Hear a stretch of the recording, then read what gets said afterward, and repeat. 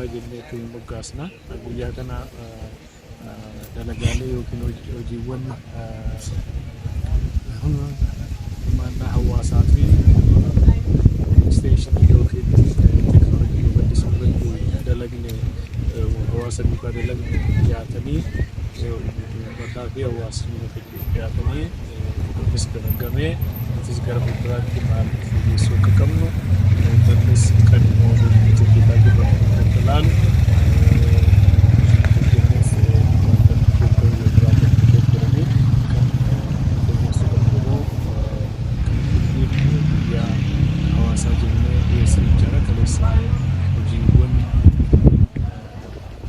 seera bilisaa yuunivarsiitiin keenya naannoo Harargee Bahaatti isaanii kennu dhiyaatee gamagamamee jira.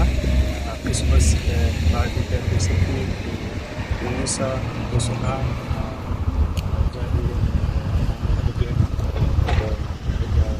qarannaa Bashiri irratti yuunivarsiitiin keenya maal hojjetee waggaalee 3-4 fi uwwisni bosonaa dhaabuutiin giriin legaasii kana duukaa ol qabatee waan nuti hojjennu maal fakkaata akka jedhamu akkuma qorannoo irra kaleessa mul'ate jijjiirama guddaa akka finne kana bosona deebisuu irra parsantii tokkoo gadi ka'ee 11 ka'ee haga 89tti uwwisni bosonaa fa'aa akka dabalee qorannoo kaleessa dhiyaate keessatti mul'ateera. Kana duukaa ol qabatee hojiiwwan adda addaa qaramaalee ishee dalagneen harri hafnaallee deemuuf yuunivarsiitiin keenya shoora guddaa akka taphate sababa ni danda'ama. Dabalataan akkasuma qorannoon dhibee dhukkuba sammuu irratti hojjetame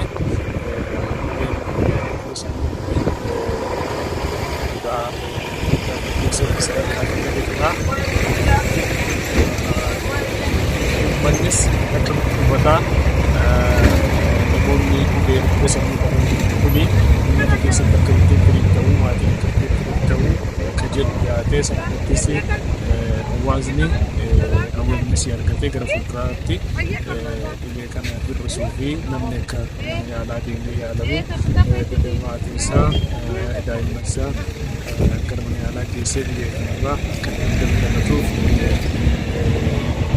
qorannoo tokko dhiyaatee kan irrattis gamagamni gaggeeffamee jira. Dabalataan sirna nyaataa fooyyessuu kana irratti illee qorannoon dhiyaatee ture. Akkuma tiimii mata duree qora keenyaa irratti argitanii mata dureen qora keenyaa damdamannaa hawaasaa guddisuu soorata hojmaata qonnaa soorataa fi fayyaa fooyyessuutiin damdamannaa hawaasaa guddisuu kan jirudha. Kana gisee ilaallu damdamannaan hawaasaa kuni sirna nyaataa fooyyessuutiin hojmaata qonnaa keenya ammayyeessuutiin kan tradishinaali ture gara ammayyaatti fiduutiin manni keenyas nyaanni inni nyaatullee food security kanarratti nyaata gosa adda addaa gosa tokko qofaa nyaachuu otoo hin taane muduraarraatis midhaan nyaataa akka biraatti illee nyaachuutiin soorata isaa fooyyessuu fayyaa irratti illee fooyyessuu bakka irratti hojjetu irratti qorannoon akka biraallee gamagamamee jira jechuudha. Kana dabalataan immoo yuunivarsiitiin keenya extensionii hirmaannaa hawaasaa waggaa guutuu bara 2016 akka lakkoofsa Itoophiyaa akka dalage riippoortiin dhiyaatee sanarrattis teekinooloojiileen miti uummata biratti babal'isne fakkeenyaaf bara 2016 kana gara teekinooloojiilee 89 kan ta'an sanyiilee midhaanii fooyya'an sanyiilee loonii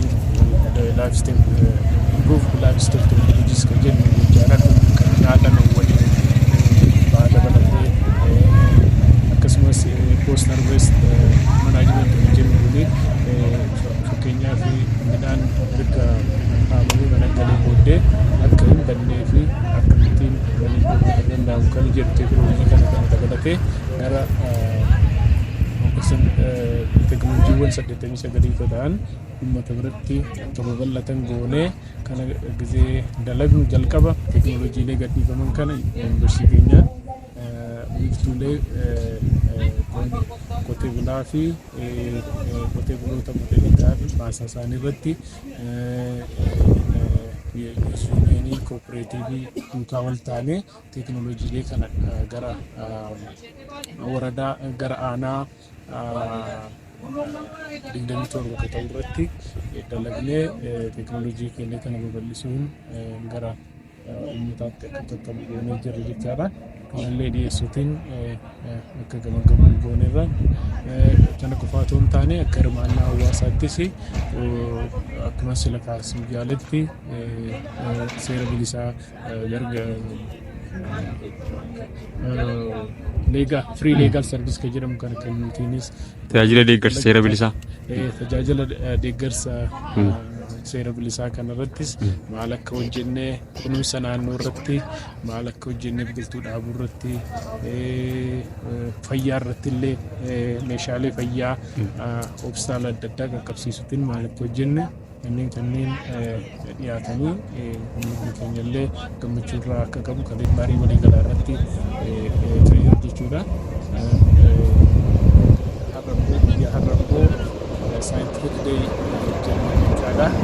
Har'ammoo saayintifik deey yaatti qorannooleen qorattoota keenyaatiin gaggeeffaman itti dhiyaatanii itti gamagamaman jechaadha. Amma guyyaa har'aa qorannooleen dhiyaatiin dura qorannoo irratti shariifummaa irratti fi maxxansa irratti yuunivarsiitiin keenya bara darbe maal akka hojjete dhiyeessuu yaalleerra jechaadha. Qorannooleen akkamiitu gaggeeffamaa jiru kan jedhu lakkoofsi piroojeektiilee gara 166 akka turan jalqaba bara kanaa irratti gaggeeffamaa kan turan yoo ta'u amma kurmaana sadaffaa kanatti piroojeektiileen 46 dhumanii jiru. Dabalataanis piroojeektiilee 63 haaraa akka wardi ta'an goone amma gara piroojeektiilee 185 gaggeeffamaa jiru. Piroojeektiileen kun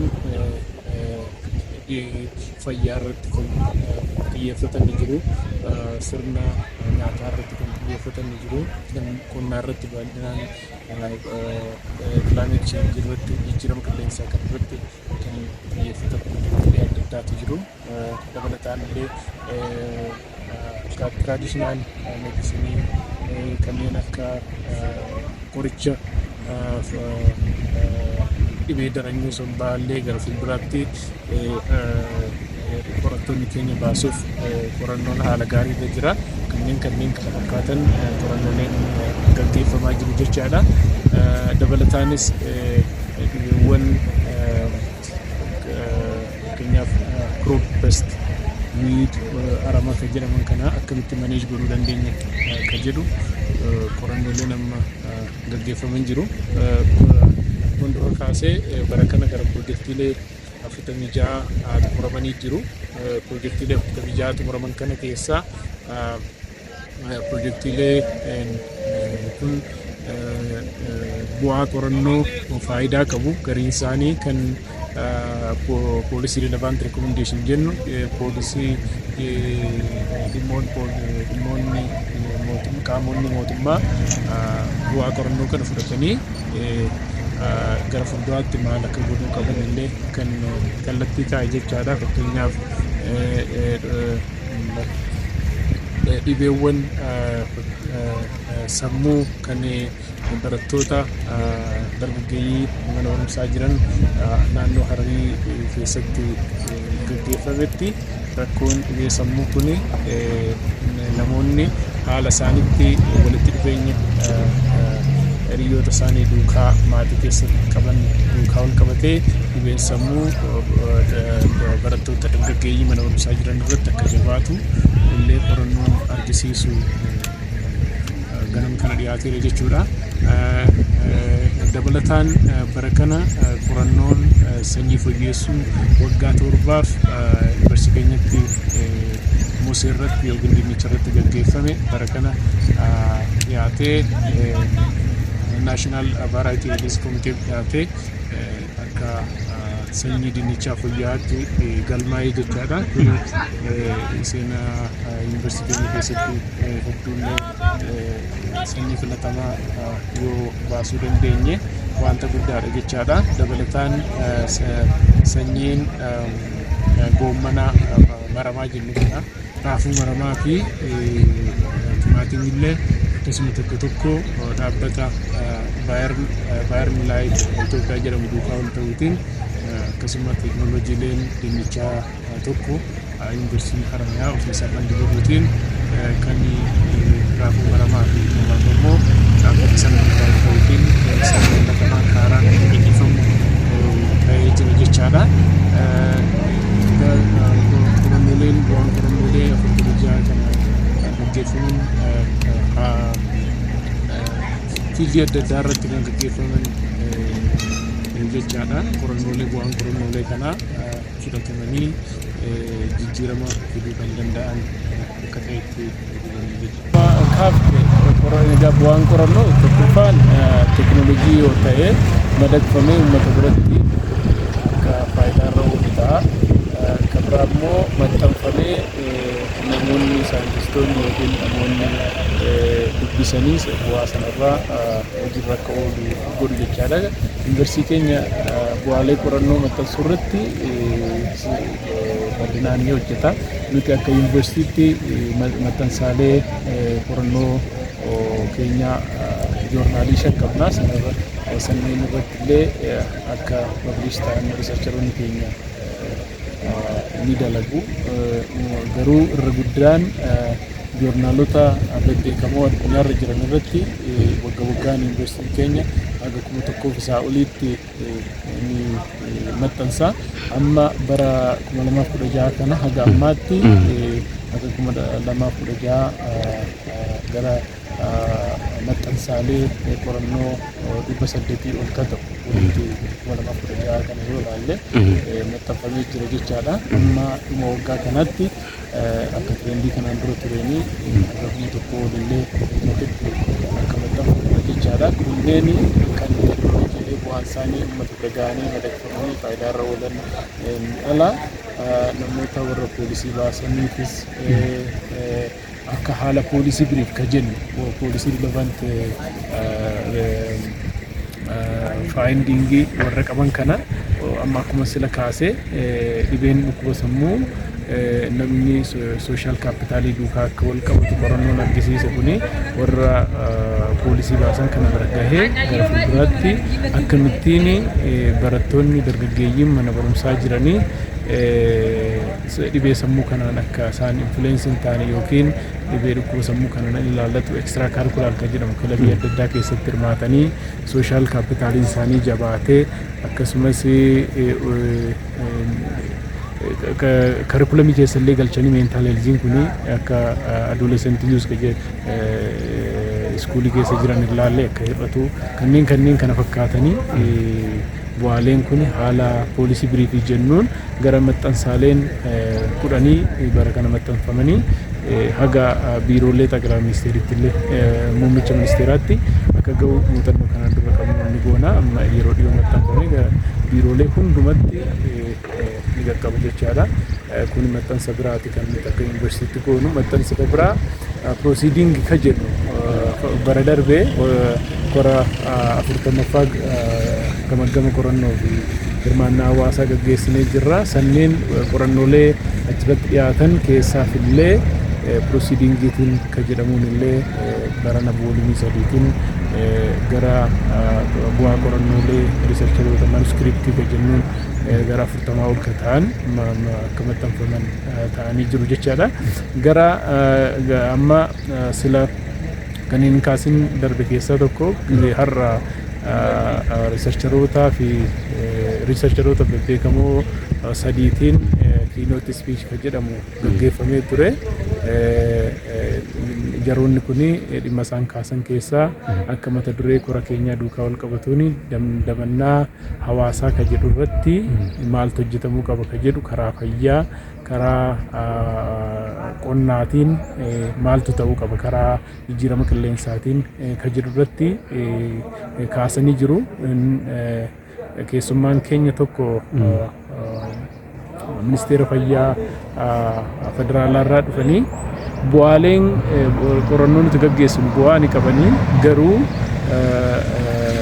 qaama mootummaa seera poolisii baasu kana bira gahanii hojiirra oolanii kanneen akkamittiin akka hojiirra oolan goona kan jedhu irratti ganama kana dhiyeessanii jiru. Kana akka furmaataatti qabxiilee isaan kaasan keessaa tokkoffaa riisarcheroonni qorattoonni keenya erga qoratanii bu'aa argatanii booddee publish gochaa maxxansanii qofaa sheelfiirra kaa'uu qofa otoo hin taane warra poolisii baasu kana bira deemanii waan qorannoo kun fudhatamee akka hojiirra oolu akka rakkoo furuu godhuun akka irraa eegamu qaama mootummaa poolisii baasan kanallee otoo hin nuffiin itti deddeebine gaafachuu akka qabnu isaanillee gara keenya akka dhufan qabxiilee tokko tokko kaasaniif jechaadha.